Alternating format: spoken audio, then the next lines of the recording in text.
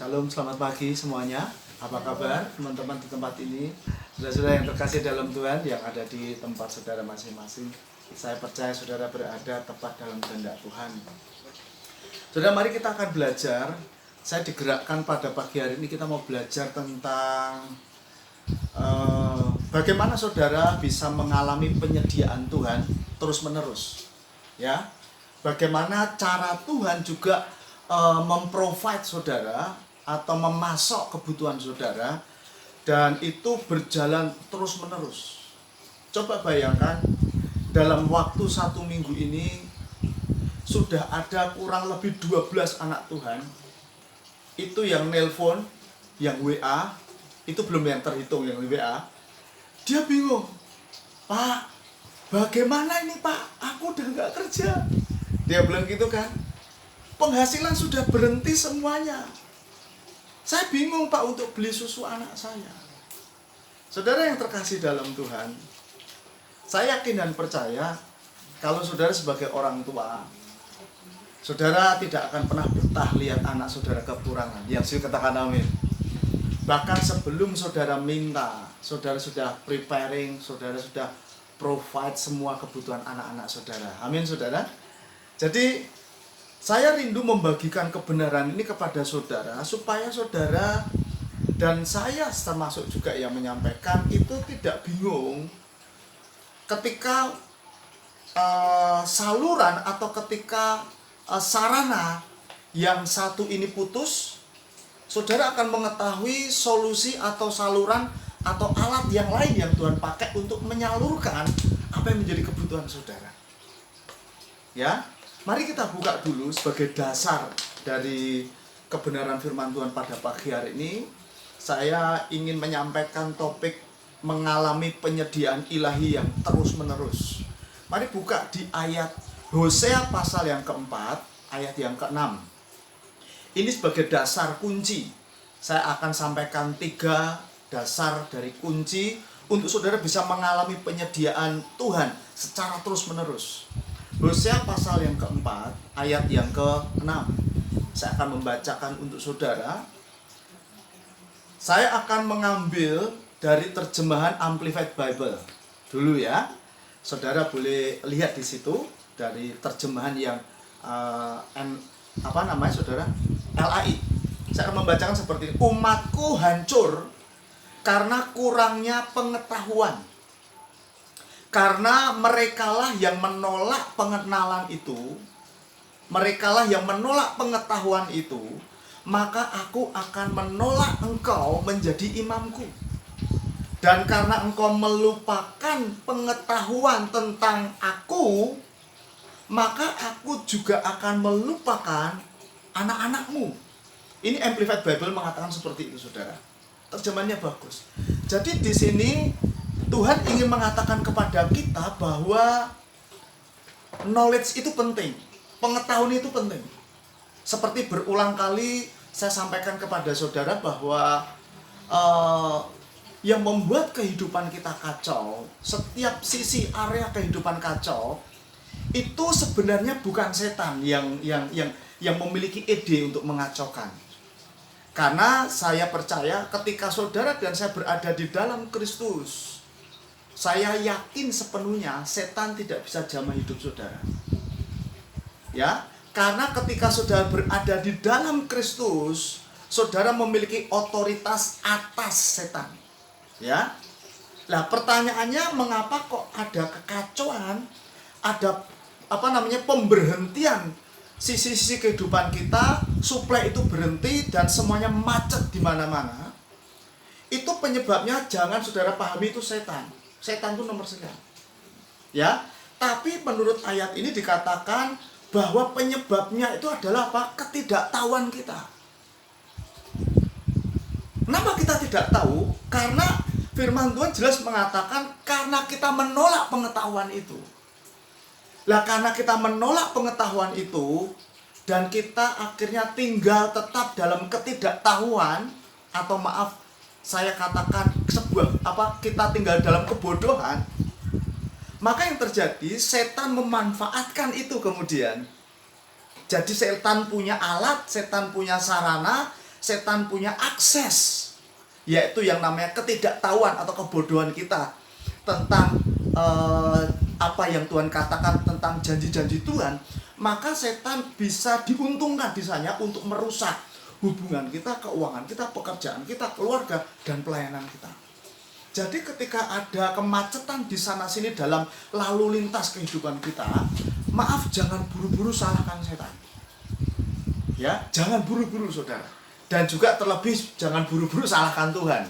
Ya, wih Tuhan ini yang salah, gitu kan? Semua ini gara-garanya dia. Nah, jangan buru-buru saudara. Karena menurut ayat ini Tuhan sudah katakan bahwa Tuhan pengen kita ini memiliki knowledge, kita memiliki understanding, kita memiliki hikmat tentang jalan-jalannya. Ya, kalau boleh saya gambarkan, hikmatnya, understandingnya, atau knowledge-nya itu seperti map of life, saudara. Saudara pengen menuju kemanapun, kalau saudara punya map, saudara aman. Aman dari kemacetan hidup, aman dari sebuah pelanggaran atau kesia-siaan. Ya, ini kunci yang pertama, saudara. Jadi dasar yang pertama yang saya ingin sampaikan kepada saudara, kalau saudara ingin mengalami penyediaan Tuhan terus-menerus, yang Tuhan mau adalah saudara mesti menambah pengetahuan saudara tentang firman, tentang perkataan Tuhan. Ya, nangkep sampai di sini. Nah, kunci yang kedua saya sampaikan pada saudara, buka di Matius pasal 16 ayat yang ke-19. Kalau tadi knowledge saudara, lah ayat yang kedua ini saya katakan juga penting. Dikatakan seperti ini, Matius 16:19, kepadamu akan kuberikan apa? Kunci kerajaan surga. Apa yang kau ikat di dunia ini akan terikat di surga, dan apa yang kau lepaskan di dunia ini akan terlepas di surga.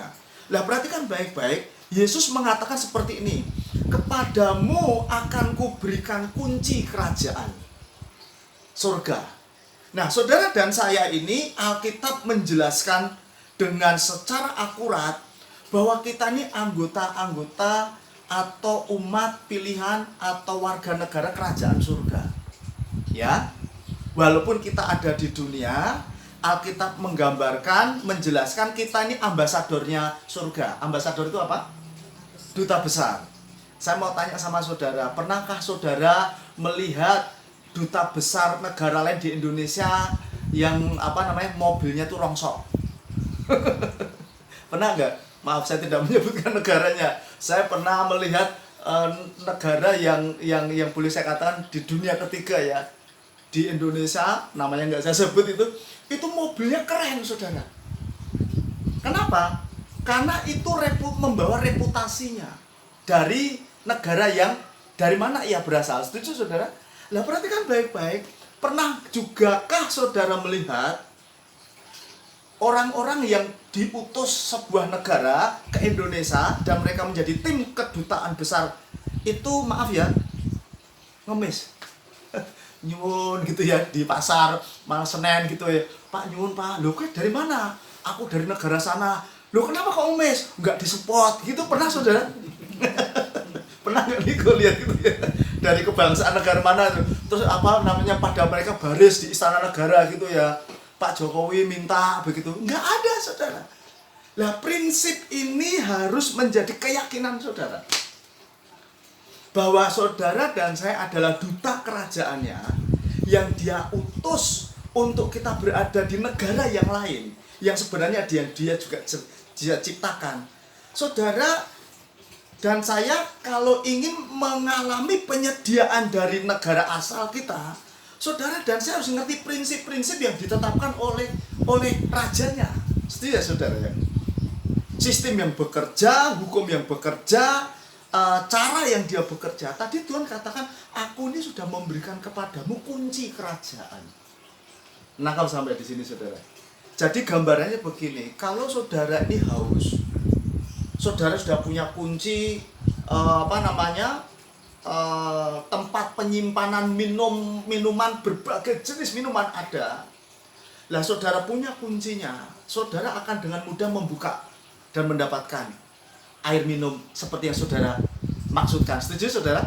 Tapi kalau saudara tidak memilikinya, saya mau beritahu, saudara dan saya mbok doa 40 hari 40 malam, nek nggak punya kuncinya bisa buka nggak? Tapi sebaliknya, kalau saudara punya kuncinya, saudara perlu nggak doa puasa 40 hari 40 malam? Halo? Tuhan ngomong gini loh, ini gimana sih? Punya kunci, buka wae. Nangkep sampai di sini saudara. Lah, saudara dan saya itu dikasih tahu Tuhan sudah diberikan kunci. Lah kuncinya apa? Lah nanti kita belajar pada pagi hari ini saudara. Jadi ketika tubuhmu sakit, kunci untuk membuka obat seperti apa? Sehingga kesembuhan itu terjadi ya. Jadi kalau saudara sedang mengalami masalah hubungan, cara mendapatkan pemulihannya bagaimana? Kuncinya bagaimana? Kalau saudara dan saya memiliki masalah dalam hal keuangan, lah kuncinya apa yang dipakai? Nangkep sampai di sini ya. Lah nanti Tuhan kasih kita itu kunci master. Saudara ngerti ya kunci master ya? Kunci master itu kunci yang bisa membuka banyak pintu ya. Dengan kunci-kunci yang berbeda, hanya dengan satu kunci master ini bisa masuk kemana-mana. Nangkep sampai di sini ya. Lah, ada kunci-kunci tiap-tiap gudang hidup kita dan ada kunci master yang nanti kita akan pelajari. Kunci masternya itu apa? Sehingga saudara mau butuh apa saja, saudara pakai kunci master, saudara buka, klik, keluar sendiri. Apakah sesederhana itu Mas Untung? Saya katakan iya. Ya, nanti dasarnya akan saya ajarkan pada saudara. Nah, saudara, Yohanes pasal 8 ayat 32 mengatakan seperti ini. Dan kamu akan mengetahui kebenaran, dan kebenaran itu akan memerdekakan kamu. Dikatakan, dan kamu akan mengetahui kebenaran, dan kebenaran itu akan apa? Memerdekakan kamu. Lah pertanyaannya adalah kebenaran yang memerdekakan yang seperti apa yang membuat aku bisa mengalami penyediaan Tuhan terus menerus. Nangkep sampai di sini saudara. Kita akan belajar saudara ya. Saudara, saya tulis subjudul di sini. Jadi saudara dan saya itu memiliki hikmat dan pengetahuan itu sebuah harga mati. Nangkep sampai di sini ya saudara. Saudara dan saya memiliki understanding, hikmat, pengertian yang dari Tuhan itu sebuah harga mati. Saudara boleh setuju atau enggak, yang membedakan antara orang yang berhasil, orang sukses, dengan orang yang gagal, itu ada dalam knowledge-nya. Setuju enggak saudara? Ya, orang yang berhasil itu karena mereka memiliki banyak pengetahuan, mereka memiliki banyak hikmat, mereka menemukan banyak informasi. Sedangkan orang yang gagal kadangkala seringkali menolak untuk belajar, menolak pengetahuan. Saudara boleh percaya atau boleh tidak. Orang-orang yang berhasil itu orang-orang yang accept knowledge. Sebaliknya, orang-orang yang gagal itu justru reject knowledge, menolak pengetahuan. Seperti yang pernah saya katakan bahwa saudara, kurangnya kita pengetahuan akan segala sesuatu itu mengakibatkan kita mengalami kesulitan di dalam segala sesuatu. Tapi sebaliknya, seberapa banyak kita mendapatkan pengetahuan tentang sesuatu, maka saudara akan mendapatkan kemudahan untuk mendapatkan sesuatu itu. Nangkep sampai di sini saudara? Nah, tadi saya katakan bahwa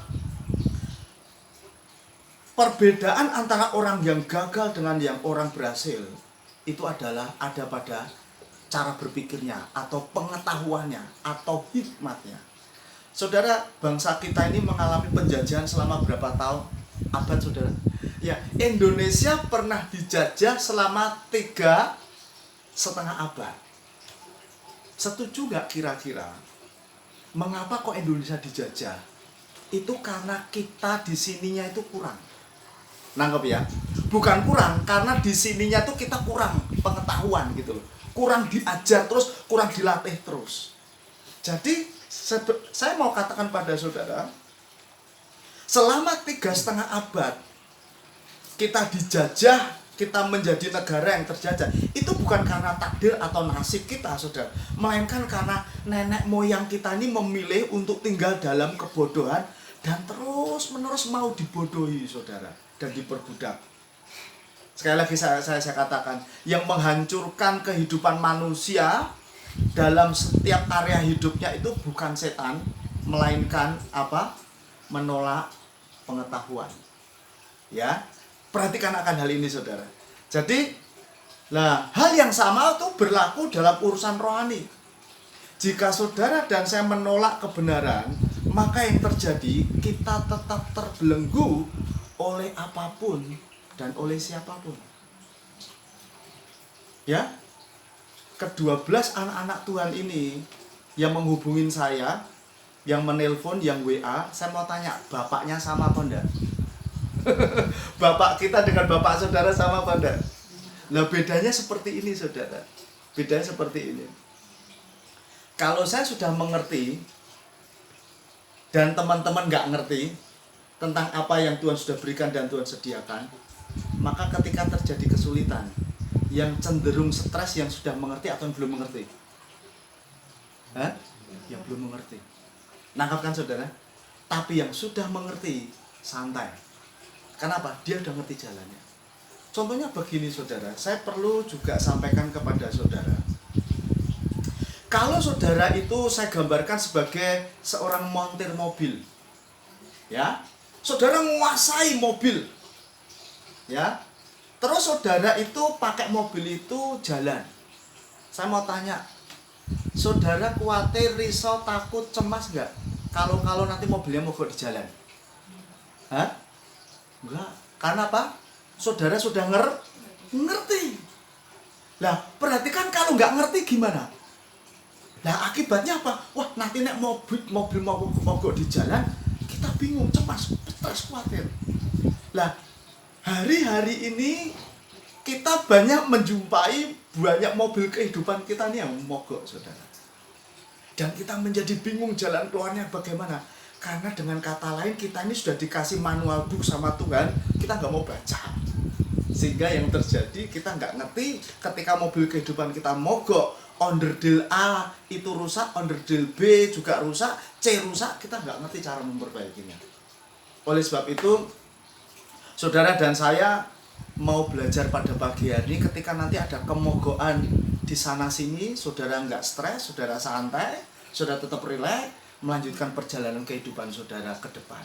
Ya, saudara, saya tidak mungkin menyelesaikan pengajaran ini hari ini. Saya akan sambung dan ini seri yang pertama, saudara.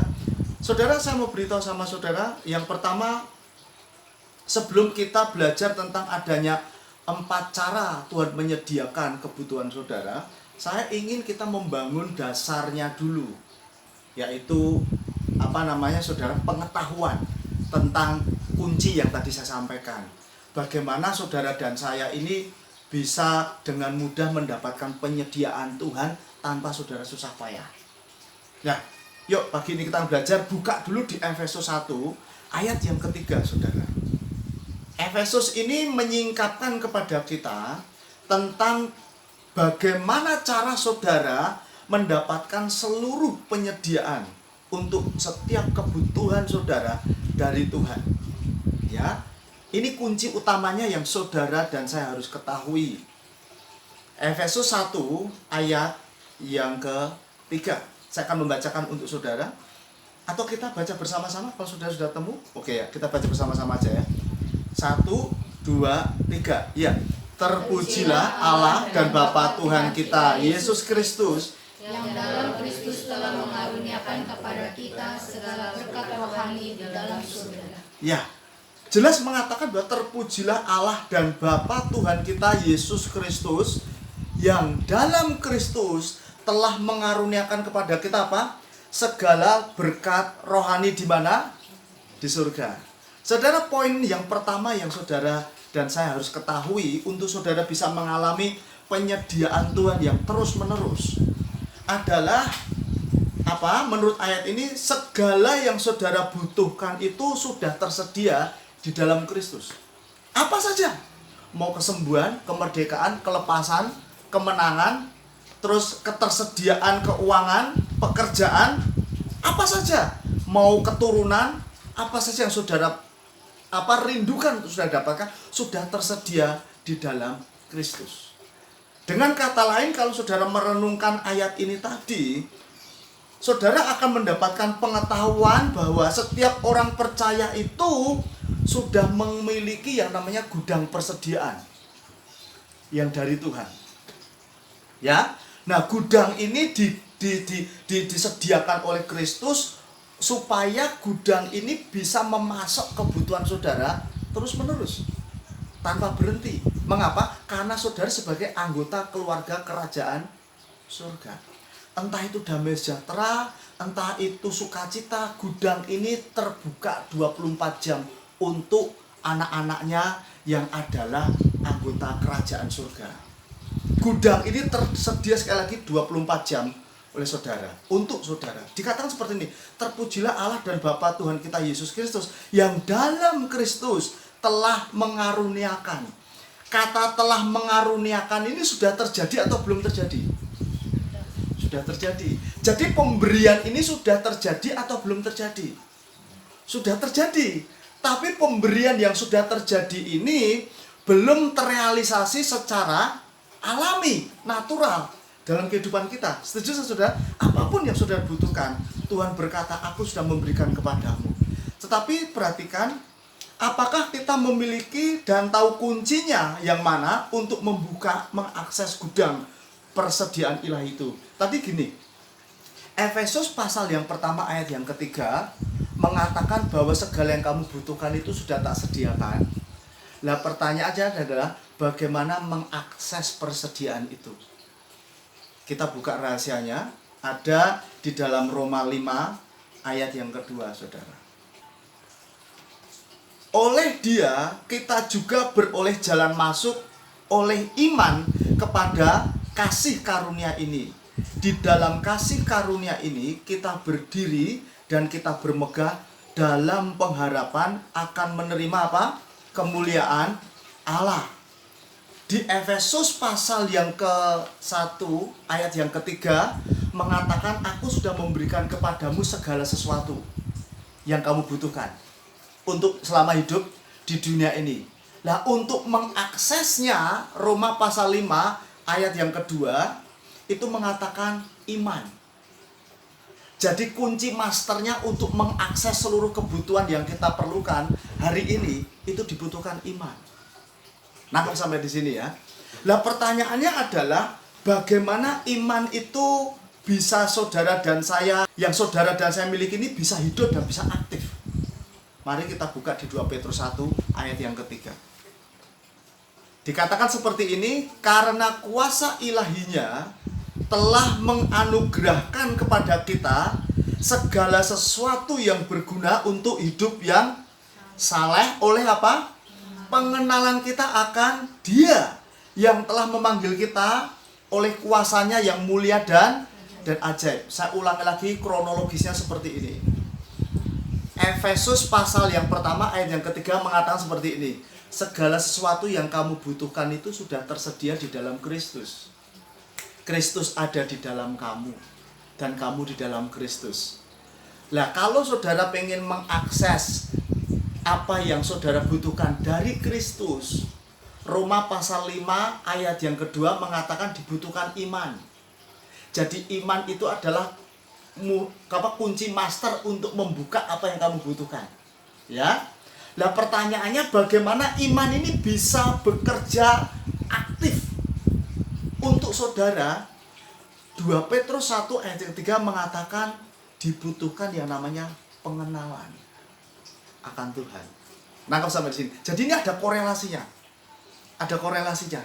Jadi saudara, saya tulis poin yang kedua.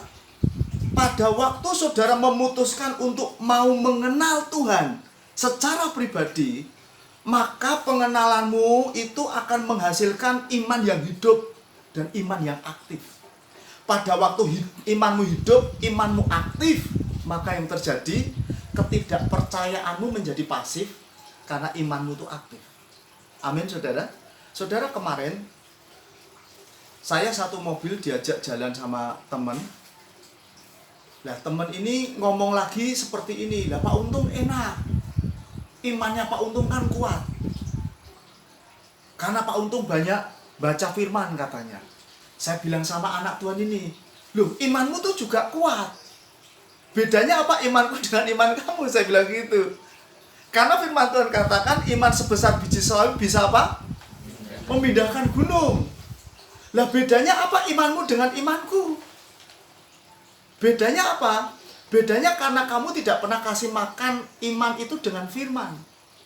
Maka imanmu itu walaupun penuh kuasa, dia dinetralisir dengan ketidakpercayaan kamu. Nangkep sampai di sini saudara ya. Jadi yang punya masalah dalam diri kita ini bukan masalah iman, tapi masalah ketidakpercayaan. Nah, ketidakpercayaan ini muncul karena apa? Ketiadaan pengenalan akan pribadi Tuhan. Setuju saudara? Saya mau tanya sama teman-teman semua yang ada di sini atau yang ada di rumah masing-masing.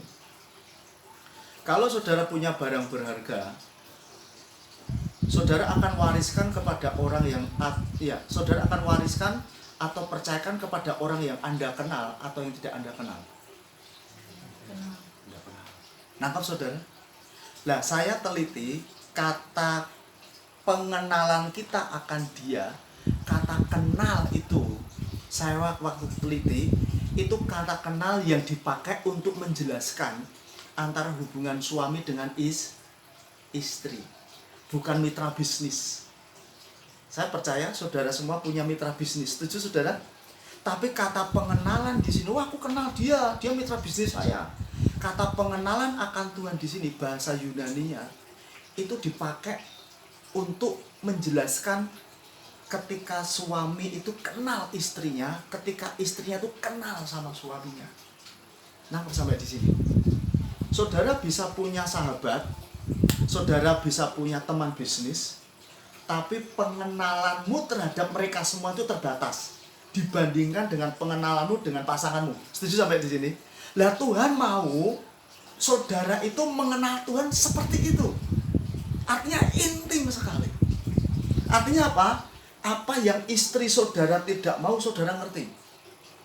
Apa yang suami saudara tidak mau, saudara ngerti sebagai istri. Oh suamiku tuh nggak suka nek seperti ini. Oh istriku tuh nggak suka kalau diperlakukan seperti ini. Saudara kenal.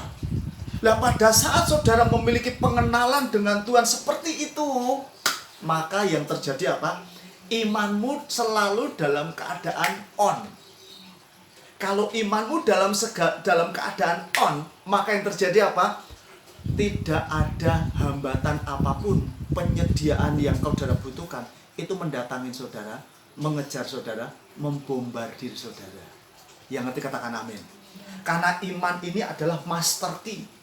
Lah iman ini tidak akan pernah bisa aktif bekerja menguntungkan saudara kalau saudara dan saya tidak pernah belajar mau mengenal Tuhan secara pribadi.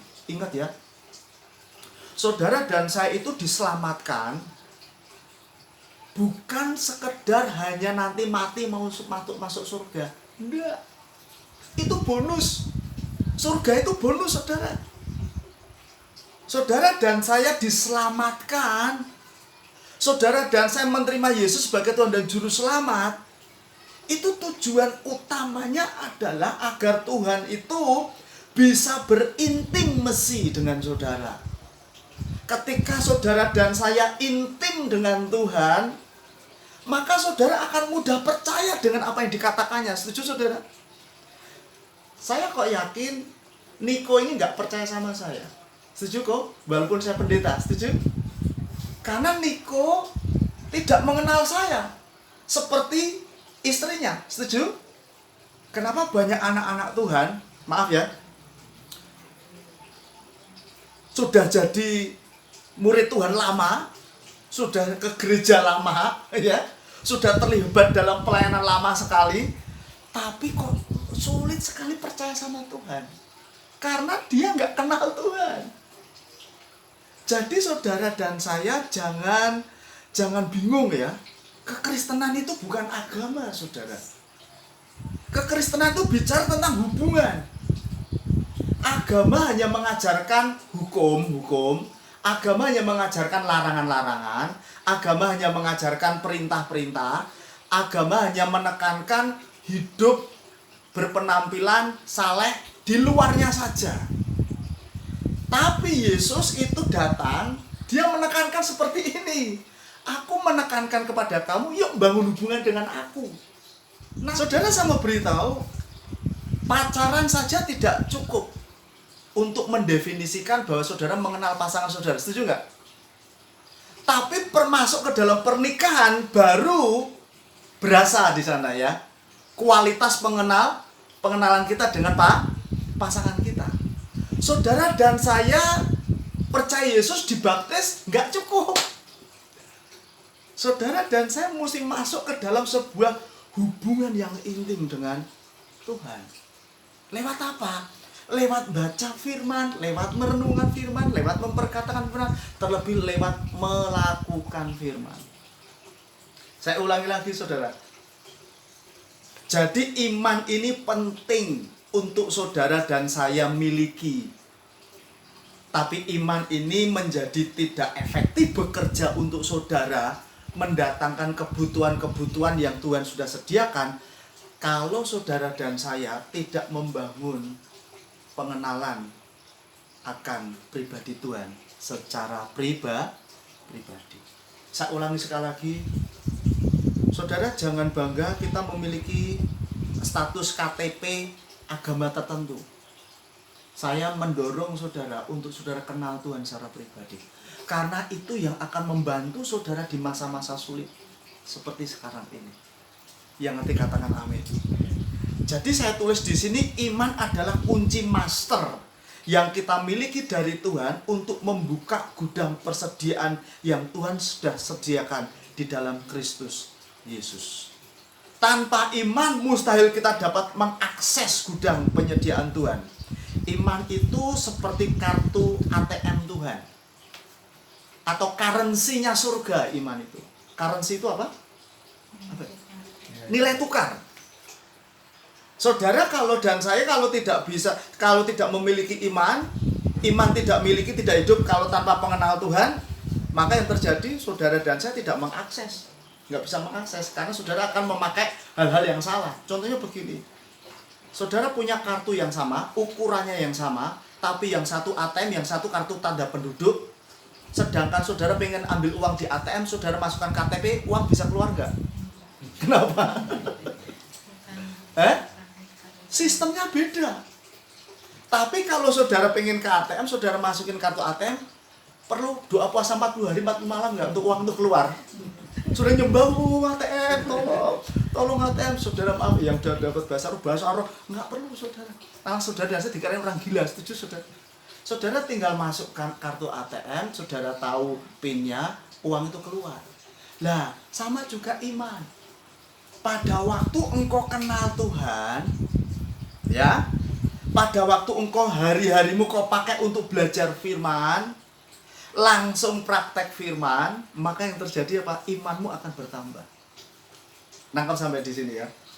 Karena ada hubungan erat sekali tentang empat cara penyediaan Tuhan yang saya ajarkan pada pagi hari ini, yaitu dengan iman. Nanti kalau saudara diajarkan A, nggak ada iman nggak bisa jadi. B, nggak ada iman nggak jadi. C, nggak ada iman nggak jadi. Dan D nanti yang nggak ada iman nggak bisa jadi.